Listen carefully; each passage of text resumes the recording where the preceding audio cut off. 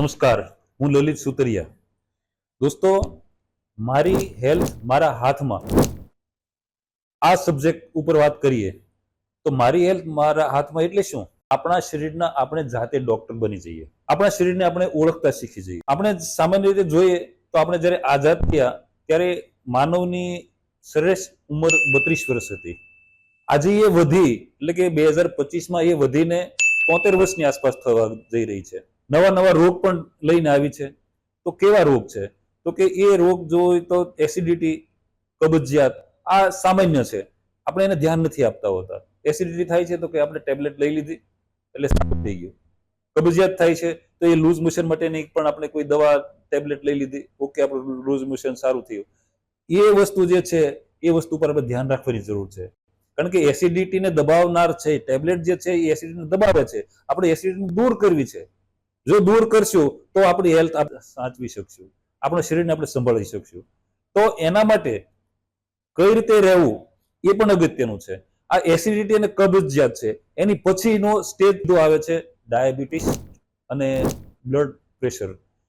આજકાલ તમે જોશો તો મોટા ભાગના લોકો હાઈ બીપી થી પીડિત છે કે ડાયાબિટીસ થી પીડિત છે.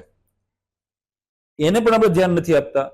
ડોક્ટર પાસે જઈને આપણે હાઈ બીપીની ટેબ્લેટ લઈ લઈએ છીએ કે ડાયાબિટીસ માટે એની દવા પણ લેતા હોય છે. ધીમે ધીમે ધીમે તમે જોશો તો એનાથી સારું થવાની બદલે એ દવાનો પણ વધારો થતો જાય છે.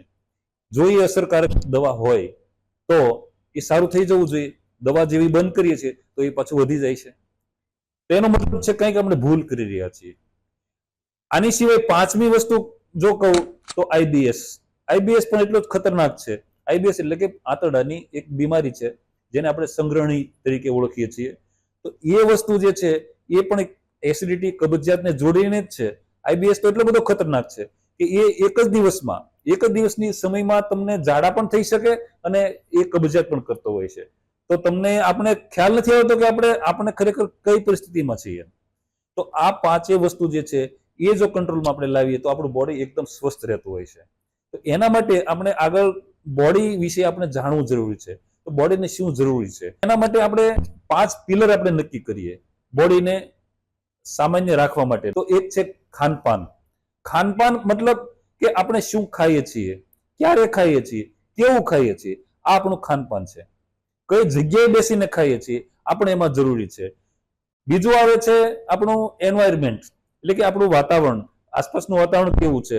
આપણું આજે ઇન્ડસ્ટ્રી એરિયામાં આપણે છીએ, એટલા બધા વાહનોનો વધારો છે એટલે કાર્બન ડાયોક્સાઇડ તો વધવાનો છે. એ આખું એન્વાયરમેન્ટમાં આવે છે. એનીથી આપણે કઈ રીતે બચી શકીએ. ત્રીજી વસ્તુ છે સારી નીંદ. તો નીંદ કેવી રીતે લેવી? નીંદના પણ સમય હોય છે. આપણા એક સ્લીપિંગ હોર્મોન્સ આપણે કહીએ, એટલે આપણે સ્લીપિંગ હોર્મોન્સ મતલબ એટલો છે કે તમને યાદ રહે એટલા માટે હું તમને સ્લીપિંગ હોર્મોન્સ કહું છું. તો સ્લીપિંગ હોર્મોન્સ જે છે, રાત્રે આપણે મોડી રાત સુધી જાગીએ છીએ તો એ પછી આપણે સુવાનો પ્રયત્ન કરીએ છીએ. મોડી રાત્રે આપણે સૂતા હોઈએ પછી આપણે જાગવાનો સમય હોય છે સૂર્ય ઉગતાની સાથે, એની બદલે આપણે જાગીએ છીએ મોડા. તો મોડા જાગવાથી શું થાય છે કે આપણું એક્ટિવ હોર્મોન જે છે એ રિલીઝ ન થાય. એ રિલીઝ નથી થતો તો એક્ટિવ હોર્મોન્સનું કાર્ય જે છે એ શું છે તો કે એ આપણા શરીરને યોગ્ય રીતે સંભાળવાનું કામ કરે છે.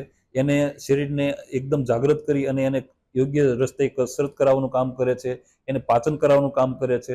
એ વસ્તુ છે એ એક્ટિવ હોર્મોન્સ હોય છે. હવે એ એક્ટિવ હોર્મોન્સ આપણે રિલીઝ નથી થવા દેતા પછી આખા દિવસનું આપણે જે પાચન કરેલું છે કે આપણા જે શરીર આપણે જે જોતા હોઈએ છીએ મેનલી, તો શરીરમાં આપણે આળસ વધારે રહેતી હોય છે, આપણે એકદમ આપણી આંખો ઘેરાયેલી રહેતી હોય છે.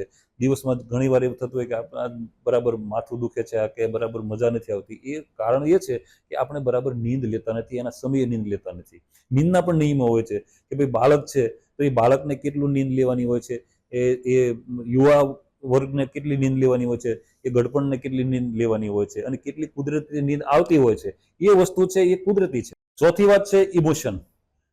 ઇમોશન આપણી લાગણી કેવી હોય? આપણે સામાન્ય રીતે આપણે બેઠા હોઈએ છીએ તો આપણે ટેન્સમાં બેઠા હોઈએ છીએ તો એ શરીરને અસર કરતું હોય છે. એવી રીતે શરીરમાં પાંચમી વસ્તુ જોઈએ તો એક છે એક્સરસાઇઝ. એક્સરસાઇઝ બહુ જ મહત્વની છે. આપણું શરીર આપણે જોઈએ છીએ તો આપણે બેઠાડું જીવન છે. આજકાલ આપણે ઓફિસમાં કામ વધારે કરતા હોઈએ છીએ. જે સાઇટ ઉપર વર્ક કરે છે એને કોઈ એક્સરસાઇઝની વધારે જરૂર નથી, પણ જે ઓફિસમાં વર્ક કરે છે જે ચાર દિવાલની વચ્ચે વર્ક કરે છે, જે પડદા પાછળ વર્ક કરે છે, જેને સૂર્ય શું છે એ ખબર નથી, સૂર્ય ઉગતા પહેલા તો ઓફિસમાં હાજર થતા હોય છે, એના માટે એક્સરસાઇઝ બહુ જરૂરી છે. તો એક્સરસાઇઝમાં શું હોય છે, આપણે આજકાલ જોતા હોય છે કે સવારમાં વહેલી સવારમાં જાગીને સૂર્ય ઉગતા પહેલા જાગીને લોકો 5-5, 10-10 કિલોમીટર ચાલતા હોય છે. ખરેખર શરીરમાં હજી આપણો એક્ટિવ હોર્મોન્સ રિલીઝ થયો નથી પૂરતા પ્રમાણમાં, અને આપણે એ રીતે હેવી કસરત કરતા હોઈએ છીએ તો શરીરને એ આપણે નુકસાન કરતા હોઈએ છીએ. આ એક સમજવા જેવી વાત છે. સૂર્ય જ્યારે એના 8 વાગ્યા પછી સવારમાં એ એના કિરણો બરાબર શરીર ઉપર ફેંકતો હોય છે, ત્યારે આપણા એક્ટિવ હોર્મોન્સ બરાબર રિલીઝ થયેલા હોય, અને એ વખતે આપણે ભારે કસરત કરવી જોઈએ. જો તમે એને પહેલા જે સૂર્યની ઉપસ્થિતિમાં, એટલે કે સૂર્ય ઉગતા પહેલાની આસપાસમાં જો તમે કસરત કરો તો હળવી કસરત ઉપર રાખો. એટલે હું તો ઘણી વખત કહેતો હોઉં છું કે સવારમાં જાગી અને તમે જૂઠને એઠા મોઢે એક પાણી પી લો, નવશેકું પાણી પી લો, અંદર જો હળદર નાખો તો વધારે સારું, કારણ કે હળદર એટલું આપણા શરીરને ડિટેક્ટ કરતું હોય એટલા માટે. વાત છે આપણે એક્સરસાઇઝની, તો એ પાણી પીધા પછી ખાલી 5 મિનિટનો તમે એક્સરસાઇઝ કરો, અને એ હળવી એક્સરસાઇઝ કરો. કોઈ 5-10 સૂર્ય નમસ્કાર કરો, 2 દાદરા ચડીને ઉપર આવો, અથવા તો એક સોંગ મૂકી દો તમને પસંદગીનું, એની પર ડાન્સ કરી લો. તો આ એક નાની એક્સરસાઇઝ થઈ, એટલે તમારો એક્ટિવ હોર્મોન્સ એકદમ ફૂલ ફોર્મમાં એ રિલીઝ થઈ શકે.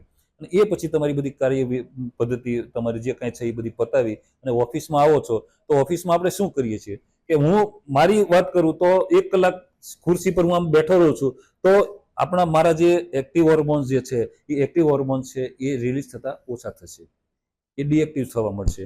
તો તમે ઊભા થઈને 2-4 ઉઠવેટ કરી લો, અથવા તમે જે બિલ્ડિંગમાં છો ત્યાં દાદર હોય તો દાદર ચડ ઉતર કરો, કંઈ ન કરો તો એકાદો ડાન્સ કરી લો, સૂર્ય નમસ્કાર કરી લો, શરીરને આડું અવળું ઘુમાવી અને એ પણ તમે ક્રિયાઓ કરી શકો.